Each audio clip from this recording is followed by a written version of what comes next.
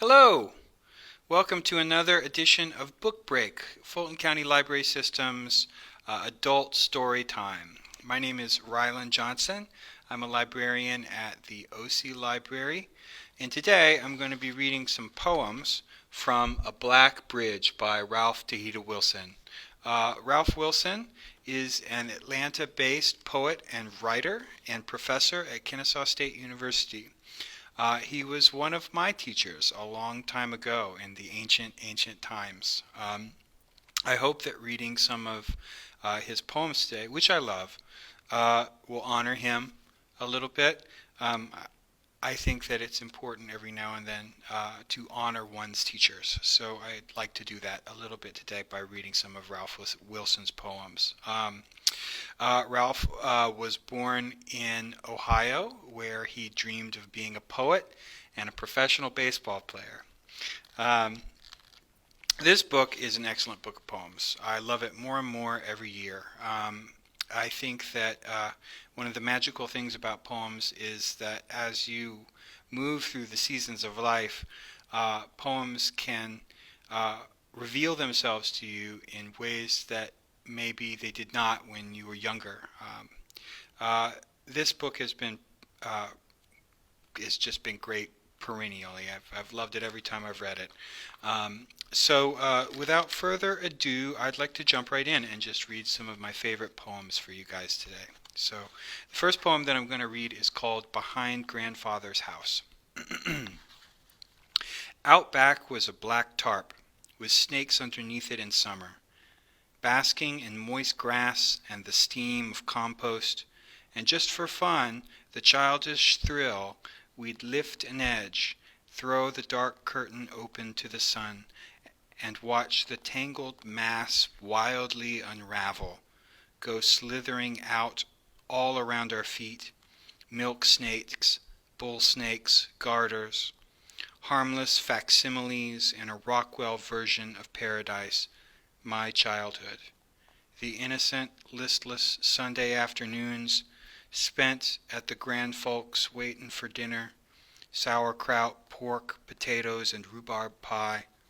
Is it any wonder, having no pets to torture, so much backyard wilderness and actual time to kill, we would not be drawn through grapevines and appled shade, always to that stinking pile of snakes? What memory remains chaste, which has not once a touch of dread? A grandfather requires a cough, his wife stale gardenia perfume. For nostalgia's sake, a sour-smelling house of kitsch announced by a pair of flamingos pinked upon the rolled front lawn. The conversation should include arthritis, catawba wine, and for whichever sibling still in reach, some repeated tale confirming, even in youth, the oddness of your dad. Everything, everyone you love, must be flawed so perfectly you can distill the momentary wealth of that escape, closing the screen door softly as the dishes are cleared and lamps are lit, their voices becoming the murmur of cicadas' wings over the hushing grass as you stand at the foot of that darker plot, waiting for someone to call you back. That poem is called Behind Grandfather's House. The next poem that I am going to read, I have them all marked out in my book. The next one I'm going to read is called Giving Blood. Giving blood. No, it doesn't hurt, does it? Not the cold orange unguent daubed on the vein, nor the sly incision of the needle, nor the airy tingle of webs silked between the fingers. All that prefaced mere unease is draining away into something like peace. The paleness of the left hand, which does not understand, but like a stunned fish in gelid water thicks with slow fins. No, it doesn't hurt. Neither languor nor the bald spot spreading inside the head as you watch the flaccid bladder fill a dark, up-dangled moon from which you somehow expected more light. The ambering sluice of one's self made luminous, its treacle comported as diadem, its leavening a burnished dusk. No, it doesn't hurt, though there is some sinking sense of separation, the body's ink betraying a doubt made flesh, lifting your eyes as the arm is folded like a wing back over the breast. Next poem is called Sleeping Dogs.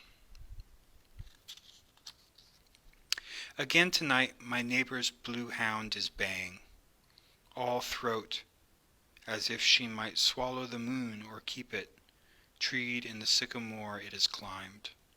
Far off, her complaint has become familiar, echoing over yards and houses to others tethered in their small circles.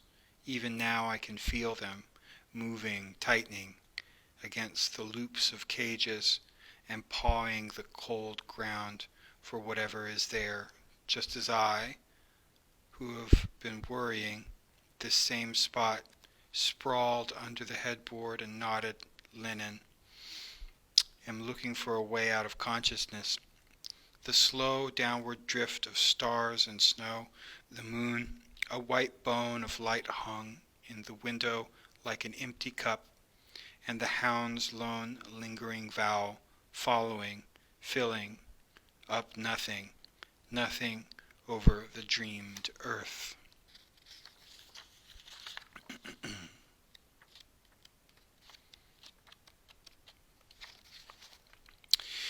The next poem that I'm going to read is called In Praise of Beauticians. In Praise of Beauticians. It is easy enough to criticize, to speak of sincerities which fall short, of styles whose confections seem laughable, of embellishments whose blushes do not deceive. So tonight, I want to say something kind for all the beauticians whose hands are stained, whose feet are tired, whose work, saith the preacher, is vanity. I want to say that desire is better than the sight of the eyes in most cases, that the mirrors are glass, that time is a comb with teeth, and death the customer in the chair no one ever satisfies. I want to offer the perishable fruit of my lips, the homely worm of my tongue in praise of beauticians, whose province is the ordinary, pale of patience and mercy. I want to imagine the palpable dusk of their fingers, the painless shearing and fallen floss like wool, deepened into cloud beneath their feet. I want to resign my crown, my follicled flesh, to the tapering wings of scissors, to the dark, delicate wands penciling awry, Hellenic arch above each closed eye, which is the tracing in ash of an irony in likeness to ourselves, because our moment in the sun passes into convincing shade, and silvery as reminiscence, the luster which thins our days. Let us ring from mouths faintly mocking bell, mugged across a wilderness of glass, smiles bitter ornament, opened like a paying hand in praise, becoming of beauticians.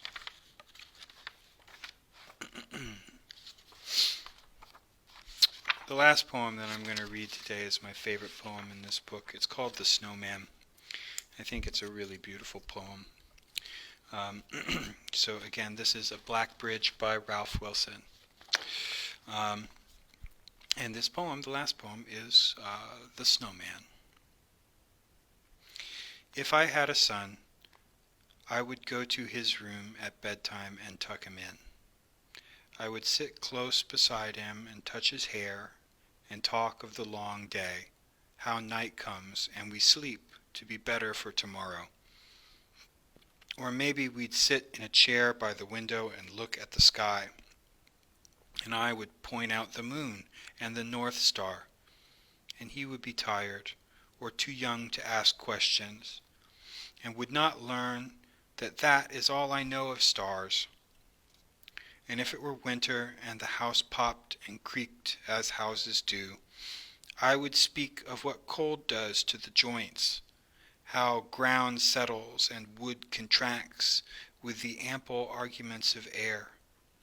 Or perhaps I'd pretend it was the Snowman we'd built, risen from the front yard, unable to sleep with the family still awake, walking on the roof to pass the time.